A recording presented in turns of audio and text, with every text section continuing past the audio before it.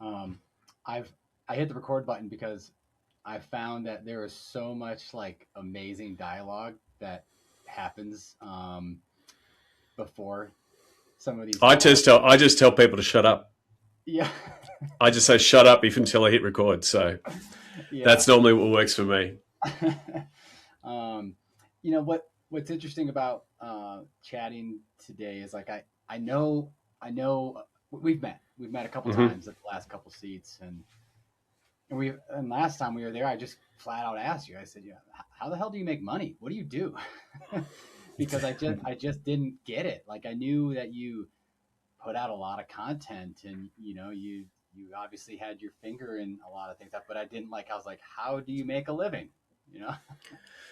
That's still a work in progress, but I guess the content part of it is I guess part of my marketing plan and marketing strategy, and how I get into interesting conversations and where those interesting conversations lead is always it's been fruitful over the past 15 years.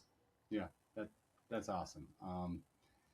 Well, shoot, let's kick this off. Sean, thank you. Thank you for joining Fourth Quarter Labs. This is where we talk about sports, technology, and business and the intersection of those things. I think that you probably, of all the people I've met with, you're like, boom, you're like right there, crosshairs in the middle Yeah. of that. So this is fun to have you on. These are always unscripted, but there's always some stuff to talk about. That I really, really want this conversation to go in any direction it can, because I think there's a lot of value that you provide to a lot of different organizations out there. I know you do a lot of consulting. Why don't you both help me out, help the audience out, and just give a quick snapshot of who you said 15 years a second ago. I don't know if it's longer than Yep. that. But give me a snapshot. You got a hell of a lot of lanyards and jerseys behind you there. So give me a snapshot of who Sean is. So Sean Callanan is my name. Sports Geek is my business. Prior to Sports Geek, I was a geek. So I was a coder developer for 15 years in multiple sectors, but always a sports fan, and always looking over the fence at the field and going, hey, how can I work in this world of sport? So in 2009, 2010, I started my journey in trying to figure out what I could do. So I named the company Sports Geek because I felt that that's what sports lacked. Bringing the geek skills to the world of sport. I thought my business and consulting was going to be in the same area that I did in an IT space. So building databases and CRMs and helping billing systems and those kind of things, because that's what I'd done for 15 years in multiple verticals. But at that time, so 2009, early 2010, social media was on the rise, and so I sort of got out and started telling sports teams, hey, you need a sports geek. You need someone that's a sports fan that understands this tech, understands what's happening on Facebook, can explain to you what this new platform Instagram is, can help you leverage a platform like Twitter, because that's where the sports fans were gathering. And so those early years of Sports Geek, I was effectively a chief digital officer on call for a lot of sports teams and leagues that did not have capacity yet to understand, I guess, what social media could offer. So one of the jokes that I use is a good friend of mine, Jeremy McPeak.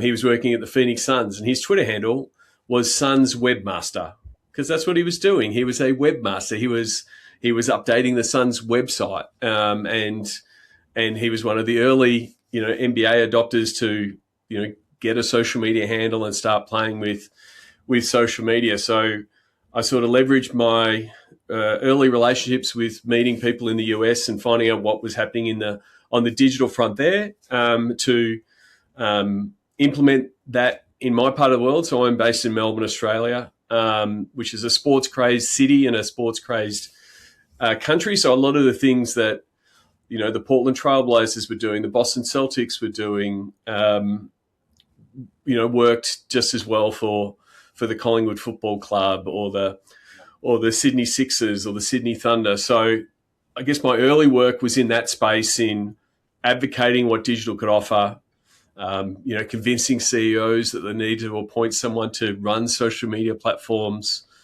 So early hires like a social media coordinator, and starting to build out capacity on the digital front. Like why, now we're seeing teams of sometimes 2, sometimes 15 at a team level to produce content, talk to their fans, and sort of start that journey. So that's sort of the closest thing to a short version of a Sports Geek origin story. But that's how I started in, helping sports better understand what social media fans are doing. And then I think the next phase was helping them commercialize that fan base. Man, ton of questions. Was it when the social was coming out around ish then? Was that a really hard convincing point to convince owners and leaders and leagues and teams to be like, hey, this is important? Or is it like a rounding error? We'll join when we join. Like, what was their sentiment when you started telling them what to do or recommending that they do this? There was still a lot of a bit unsure, I guess, and not really understanding, I guess, what the opportunity was. So there was a little bit of following everyone else and just doing what everyone else did. And it wasn't until, I guess, one of my first clients was the Collingwood Football Club. So that black and white jersey that's behind me, that happens to be my team. And in halfway through 2010, actually it was probably around this time in 2010, Collingwood is one of the biggest football clubs in the land. And I went to them and said, look, guys, I'm embarrassed. You're saying you're the biggest club in the land. You've only got 50,000 Facebook followers, right? And so this is, again, in the really early days. And I said, I'm just embarrassed by that number. You can't beat your chest and say you've got the most fans. And I literally said, if you follow what I'm telling you to do, to really lean into the platform, understand what the fans want in those platforms, I will double that number in 6 weeks. In the lead up to the playoffs and the finals here. And so they said, okay, we'll take this leap of faith. We'll do what you did. And some of them were simply tactical 2010 type strategy of putting up a photo instead of a link to an article and actually asking the fans, did they like that win? Like, you're compelled. Psychology says you have to hit like after a win. So some of those little tactics showed, I guess, the fervor, and now I call it digital face paint, like giving fans something to show that they're a fan.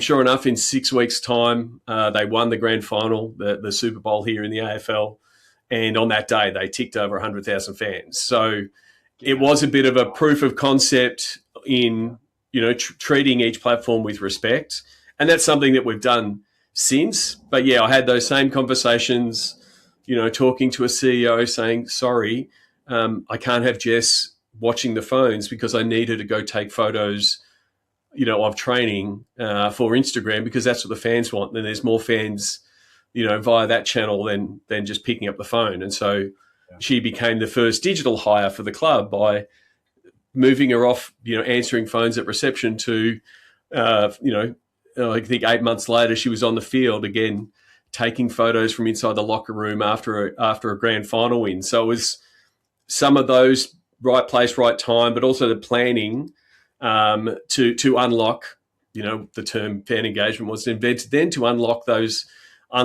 numbers and I guess unlock fandom. Yeah, that is a cool story. That is fantastic.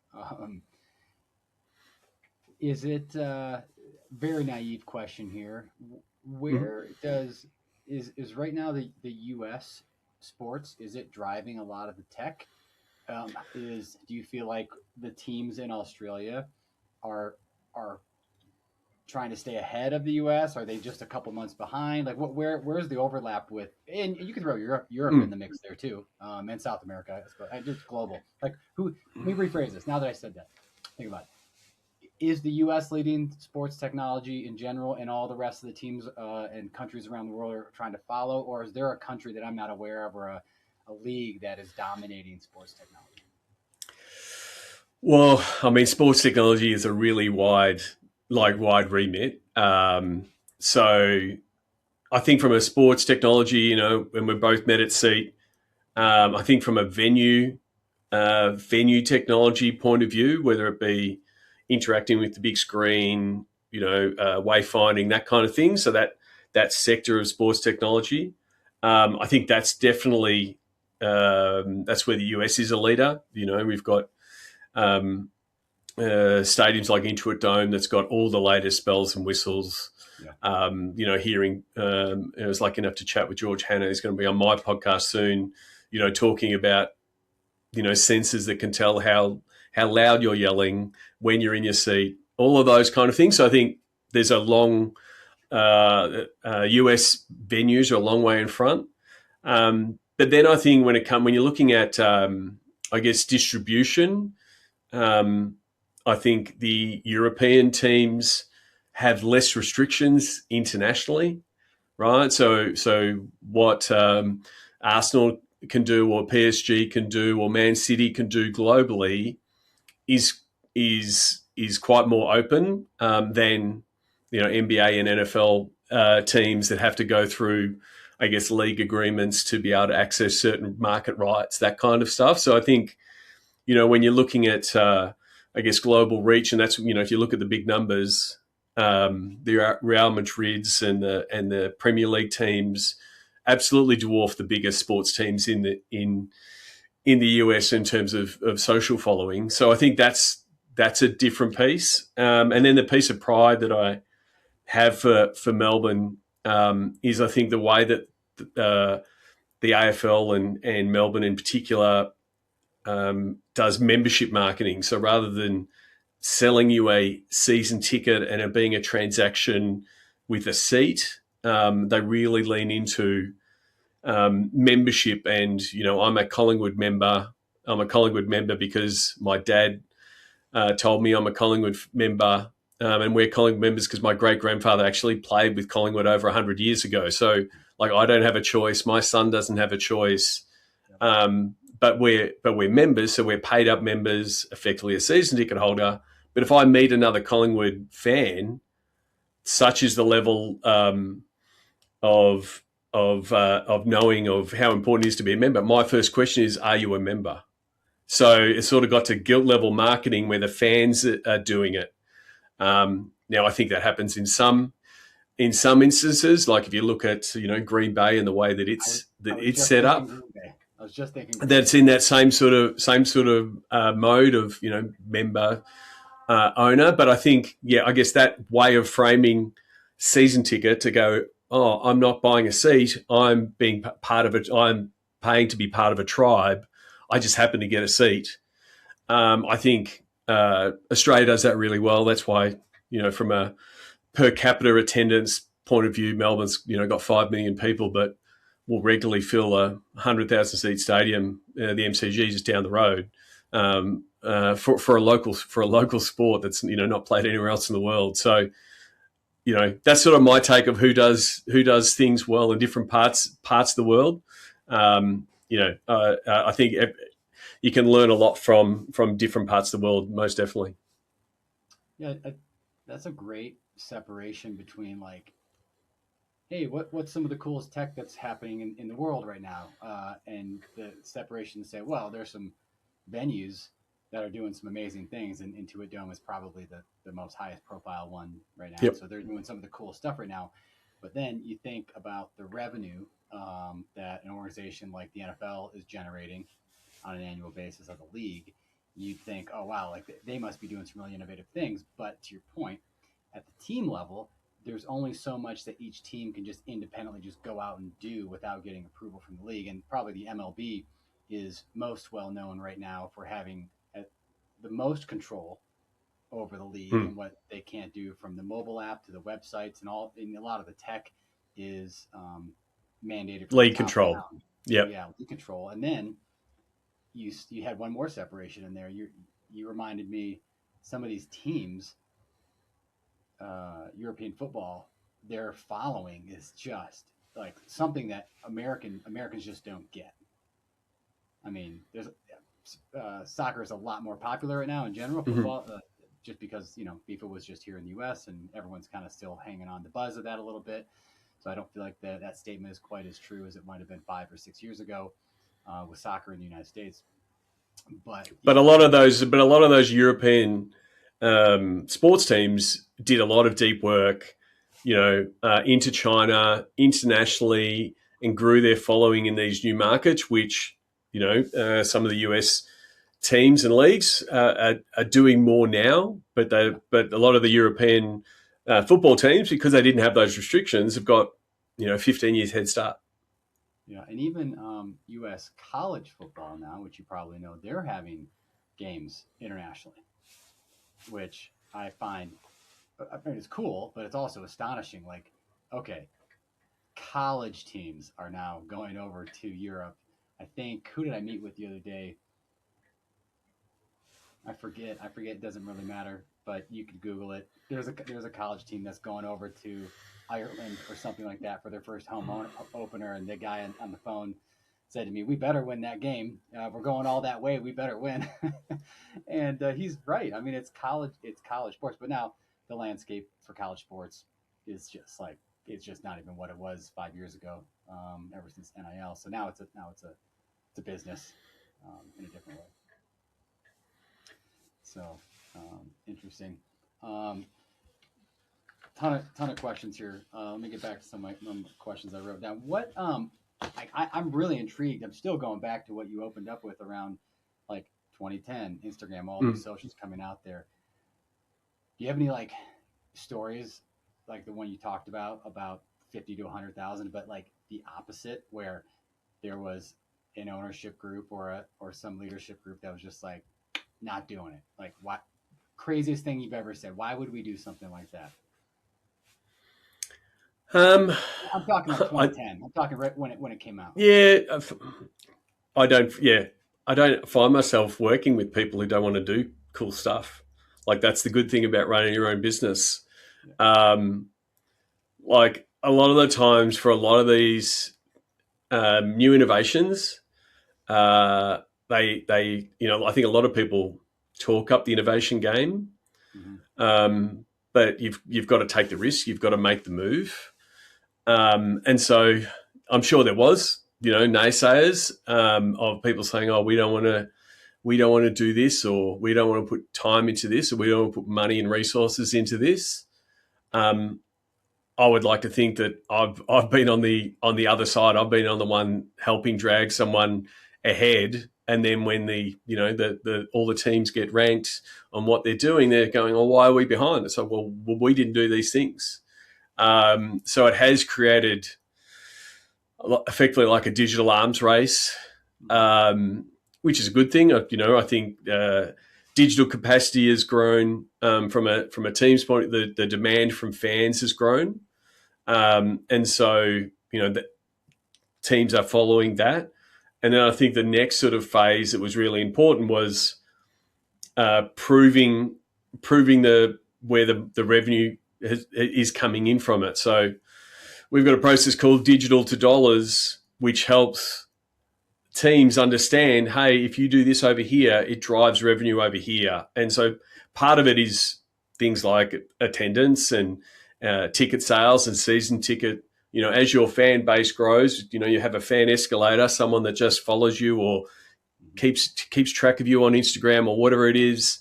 They become more of a fan because you've got more storytelling opportunities.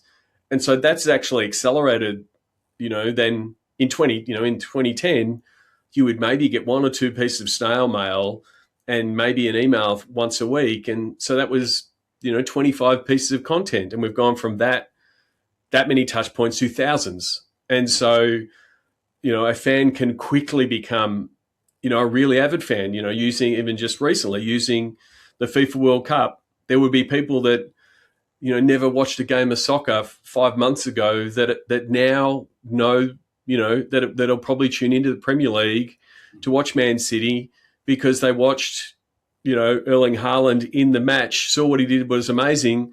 But guess what? They also watched his TikToks and his reactions and all the memes around it. And now they're like, oh, I'm a Man City fan because of that. And so it's that piece of building out your fan base and then figuring out how do you commercialize it. It might be, oh, cool, you're now signing up for our email list. Oh, now you're going to come to a game. Oh, now you're going to level up to be a season ticket holder or you're going to invite a whole group here. That's one commercialization aspect. But then the other one is, oh, your next content series is going to be presented by Toyota. And Toyota wants that attention. They want to be talking to your fans. The movement of digital consumption, from the big screen TV to the mobile, people skipping ads, brand integration into your content is really valuable. And so that's how that commercialization aspect has come in and it keeps becoming more compelling. Yeah, that is for sure. Give me some context. Are you is SeatGeek a one-man show? Do you have a team? What's the structure of SeatGeek right now? What are your goals? What are your aspirations? So it happens. It does happen occasionally, but it's Sports Geek, not SeatGeek.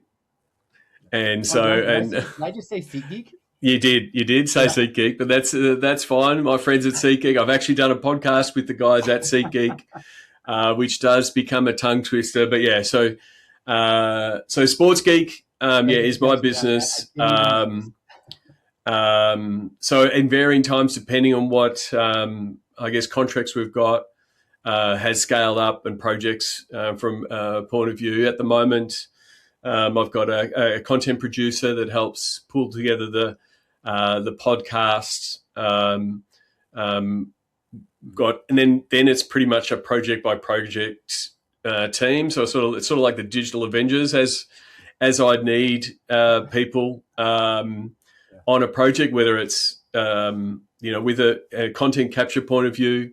So at the moment we're working with the 49ers who are going to be playing a game in Melbourne. So we're helping plan out activations for them around the MCG for week one. But if they need more people capturing content, being there to capture arrival or training or fan events, we've got a whole bunch of different content producers that we can pull in. But yeah, that's pretty much it's sort of scaled up and down as some of the work projects come on through. But most of the time, not most of the time, all the time, if you're talking to Sports Geek, you'll get me. Okay, Sports Geek. It's that was just a slip of tongue there. You got it on your shirt. You got it on the jerseys behind you. That was just a lazy moment right there. So, you talked about the advertising and the activations. We talked a lot about the social. Like, what is your sweet spot with Sports Geek? Like there's so much that goes into like you mentioned. There's sports technology is everywhere. Yeah. Like, would you consult on certain things, or is there an expertise? Is it advertising? So again, it has evolved. Like that early time. Effectively, if it was my first phase of Sports Geek, it was that chief digital officer. But as the digital capacity of sports teams has grown, that I guess the need for that, there are actually chief digital officers at sports teams now. They didn't exist when I started. So now it's a bit more tactical, whether it be coming in to do an end of season review or a mid season review of what they're trying to do from a content point of view, or sort of more working with the commercial team, that commercialization of it. So one of the roles that I have played that hopefully is starting to go away is that of digital divorce counsellor. So the commercial team goes and sells something and just gives it to the digital team. And the digital team goes, we can't do that, or that doesn't make sense, or that's a stupid idea. And so it's trying to get the commercial team to better understand what they can sell in the digital space because it's still relatively new. And then helping a digital team to understand what a commercial reality of a product should look like. So how can they best integrate sponsors into what they want to do without annoying the fans, but also providing value? So I'm finding myself more and more in that space, applying the digital to dollars process to be able to help them better understand what a rate card should look like and what a proposal will look like that will deliver value for the brand, but also produce cool things. So it's sort of that's the main space that I work in quite well. And then the other part is what we have done in the last 5 or 6 years is actually rather than being a consultant to an internal team and help them build out their capacity is literally just take over a whole channel. So for the past 4 years in the Australian market, we managed all the NFL channels here. And so we didn't need to do translation like people in market in Mexico and France and doing language translation because everyone in Australia speaks English, but we had to put an Australian flavour on NFL content. It means you're getting up at 3 a.m. on a Monday morning to watch Sunday football. It means following some of the Australian stories that are in the league, that kind of thing. So for the past 4 years, we'd managed and developed all the content across all the NFL channels here in Australia and New Zealand. Wow, that's awesome. I do remember you sharing that with me a few months back. That was really striking. That seems like a really fun aspect of your job. If there was one, maybe, hopefully, I don't know. Well, that's the thing. I mean, it was fun, and working with the NFL was fun. Going to a couple of Super Bowls, interacting with some of the star players like a George Kittle, and getting some unique content for the Australian market. I've got a cricket bat signed by 12 pro bowlers, and they didn't even know what a cricket bat was. So, but the Australian fans absolutely loved it. Yeah, that's cool. So, Sean, like what? Where do you like? Okay, like the other thing that I wrote down here at the beginning was you got to see this like wave of like this social, and people were like, oh yeah, we'll do this. Okay, we'll give it a shot. What's like? Is there something happening now that you're sitting there, like I don't want to say pushing, but maybe you're like, hey, this is the future. Like you guys got to be thinking 10 years out from now, and you're kind of seeing what happened 15 years ago happening, kind of repeating again. Like what are you planning for? What's 10 years down the road going to be in terms of what people need to be thinking about now? Well, it pretty much aligns with, I guess, what my last 2 keynotes at SEAT have been. So, I'm lucky enough to be involved with SEAT. I first attended in 2011, and it was all the CTOs and all the venue tech guys.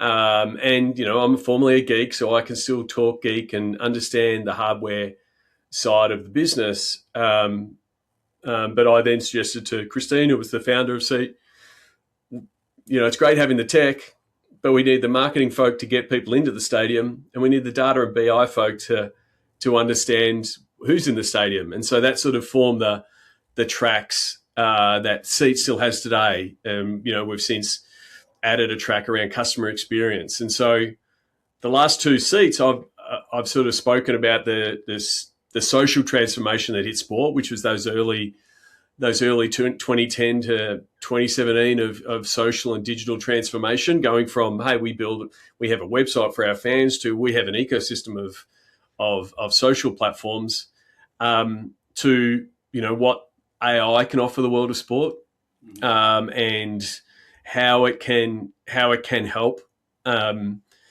sport, which is a notoriously under-resourced industry. And so how can AI help solve some of the problems, help solve some of those resourcing issues, and get them to, plug some of those holes that are currently happening.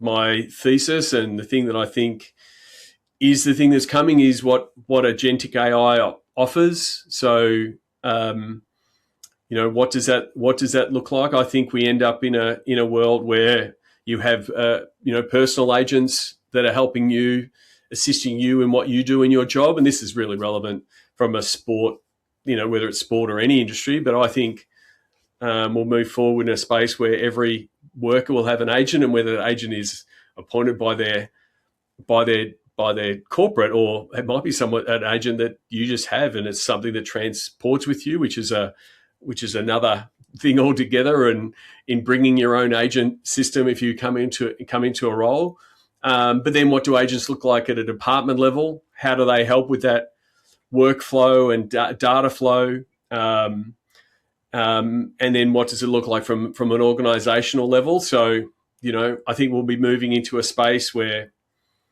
customer service will be completely agentic.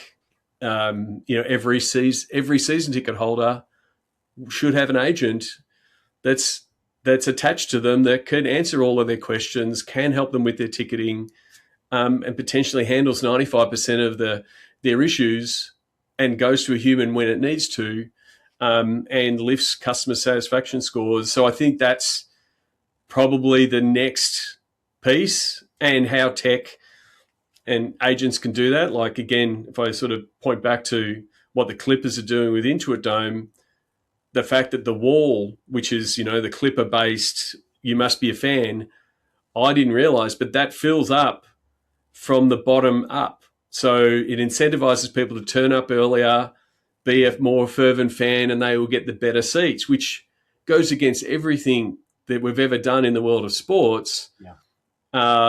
But it shows that, if you want to implement a solution that does solve that problem, you can. So, so I think that's an exciting space for sport to say, how can sport leverage AI?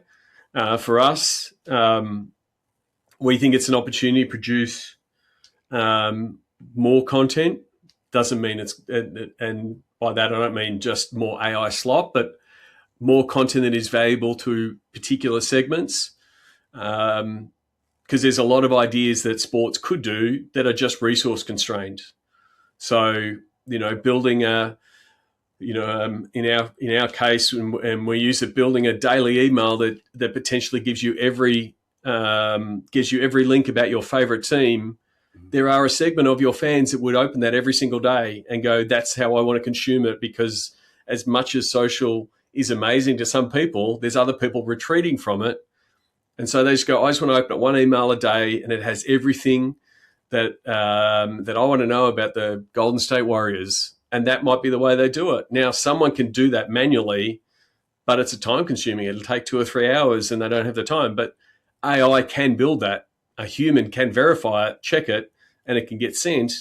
And in a relatively short amount of time, you've served what might be, a growing segment of your audience that can either then be commercialized. You can start getting more information about that fan segment. So I think that's where there's an opportunity to really leverage what AI can do. Yeah, that's a great. Love how you answered that. My personal expectations as a fan and as a consumer, as a technologist, are super high, like to the point where it's I'm very annoyed that a lot of the technology that's available isn't being implemented by my local grocery store, the mall, the airport, the sports facilities. For me, it's frustrating because I do err probably maybe too far right now on the side of like AI. Like I would love it if these teams, I mean, because they know. Let's go the customer agent path for a second. They know all the questions that get asked because it's the same questions every single time. And if somebody was wearing an AI pin and they got to hear me ask the question, all those questions get tracked, right? And they've got a whole database of questions that get asked online in the mobile app. They take all that, they turn that into an agent. Now they implement that into their mobile app, right? Now if they train the fans that, hey, you never, you don't need to talk to a human again if you don't want to. You still can if you want to, but everything, every question we've ever been asked is in the mobile app right now. Ask it anything you want. Yeah. I And mean, I can give you an example from today. We bought tickets. I won't name we bought tickets from a major event, and then we found out that they released tickets in another stand. And so I emailed them. I said, "Oh, I didn't realize. Can I buy tickets and trade them?" 7 days later, I got an email back saying, "Sorry, due to a large amount of volume, we weren't able to answer your email. If you replied to solve this, send an email with urgent in the heading, in the subject." I'm like, that's not a solution, guys. that's just That's 7 days later. It's come back and said, send another email to the inbox that just said it can't answer it with the word urgent in the subject. Like that. That's a classic case of it could have just taken what I asked and it could have just said, sorry, no refunds. And I would have gone, oh, well, that's the thing.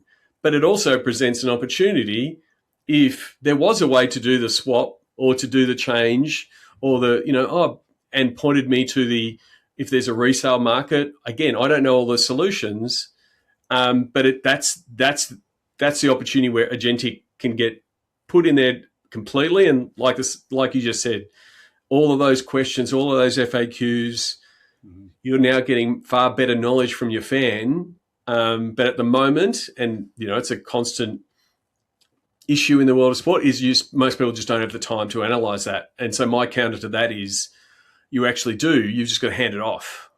Yeah. And so that's the piece that is still taking a little bit of a leap of faith, because I do understand the issues around data leakage and all of that kind of stuff. We've all been through, we all went through that with Mr. Zuckerberg leaking everyone's data. So there is a bit of reticence to load things in, but these things can be sandboxed. These things can be anonymized, and you should be looking at that opportunity of, what can this help? And I think if you start with that, revenue needle of customer satisfaction, people upgrading tickets because it's easier, then that's probably the thing that does get the decision made. Yeah. I'm very optimistic about it. It's just like anything, to re-steer the ship can take a while. So I'm very pro what the Intuit Dome is doing. I like the fact that Ballmer has just kind of thrown some caution to the wind and said, "Hey, we're going to do this thing." And it sounds like they're kind of having to backpedal a little bit to iron out some of the kinks. But I mean, it's like he's set the bar with kind of creating and bringing to life the art of the possible. In your example with first come first serve and the seating, I mean that's unheard of.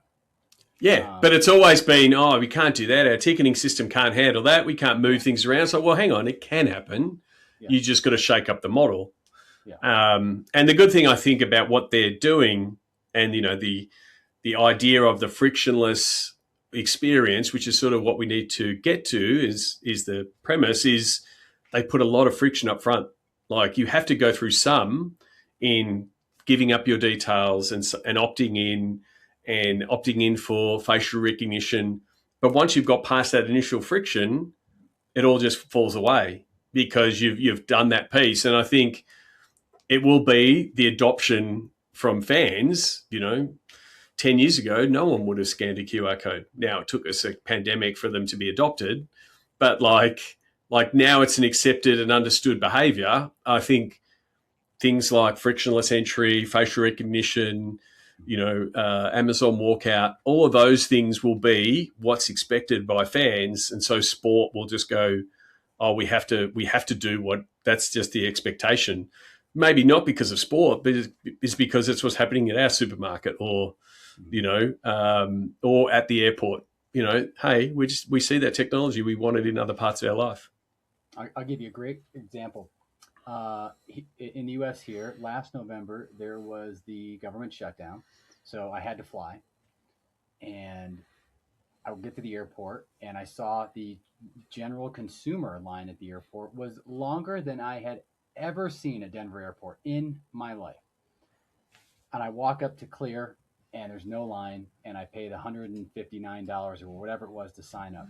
Now, it was in November, so right around Thanksgiving, my family and I traveled. I'm with my wife and my daughters at that point. I was so brokenhearted that I couldn't take them into the clear line because I had this premium thing that I could walk up and just scan and skip the line, right? So when I had that experience, I realized, you nailed it there. A little bit of friction up front.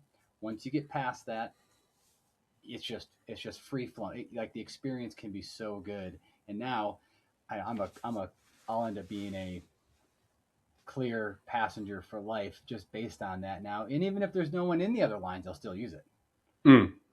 Just out of pure principle at this point that it's the premium line, you know.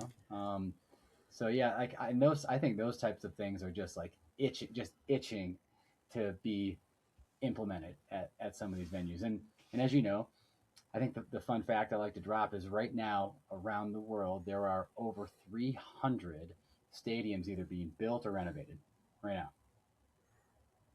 And every all you got to do is pay attention to SBJ or something like that, and Mm. you'll see another headline about another $1 billion renovation or a $3 billion venue being built. It's happening everywhere. Just Denver released just this week the location of the new FC Summit, the women's soccer team, new Mm-hmm. location. Another $450 million venue being built here in Denver, on top of the Broncos Stadium being built. Yep. I mean, so we're getting two new stadiums, arenas, whatever, just in the city alone. It's incredible. Um, well, do you have any for Sports Geek, for yourself, for the industry? Do you have any wise words of wisdom or parting commentary you'd like to leave? I mean, I personally, a huge compliment, Sean. You're such a wealth of knowledge. You got a great background in the sport and the industry, and super well connected. I think you could talk about just about anything in the world of sports. 40 minutes does not do it justice, but but with respect to your time and the time zone here, one, thank you for being on the show today. But any last remarks or comments? Um, well, one, I like you. Appreciate you jumping on the podcast bandwagon. I've been lucky enough to be doing for a long while, and I owe a lot of my knowledge for a lot of the guests that I've had on my podcast. I think episode 455 comes out later this week. And I always just enjoy learning from other people. And when I started my podcast, there was hardly any podcasts around, and hardly any in the sports business industry. But I have a daily walk, and I walk over a freeway here in Melbourne, and I just look at all of that traffic, and I just go, "Oh, future podcast listeners, good on you." So I think there's always room for more. I do one podcast a week, so to me, I think there's 10 or 12 hours of podcast listening that's available for people. So it's always good to get new voices in. And I think the bit that I would say is how much you can learn from other sports and also other territories and other parts of the world. So, I know I've had a lot of guests on in your part of the world in the US, but also spoke to a lot of people in the Australian, New Zealand market, and then lucky enough to again learn from people in the European market as well. Different cultures, different tribal mechanisms around their sport, different ways of doing it. Even as something as simple as that, that membership focus that we have here in Melbourne. There's always ways to learn. I like to steal the phrase that was from Steve Jobs, which is steal with pride. Like there's ways to always see someone else's idea and implementation, and then how can you steal it and adapt it. So I say that often when I'm talking to guests to steal their ideas and implement it for your own. So that would be my advice. Look at what the world's doing, because you can definitely adapt it to your local market. Yeah, couldn't agree more. Well, thanks again, Sean. Appreciate you hopping on Fourth Quarter Labs today, where we talk about sports, business, and just the trials and tribulations of the world in general and the cross section of all that. So thanks, Sean, and appreciate your time today. Not a problem, mate. Talk soon.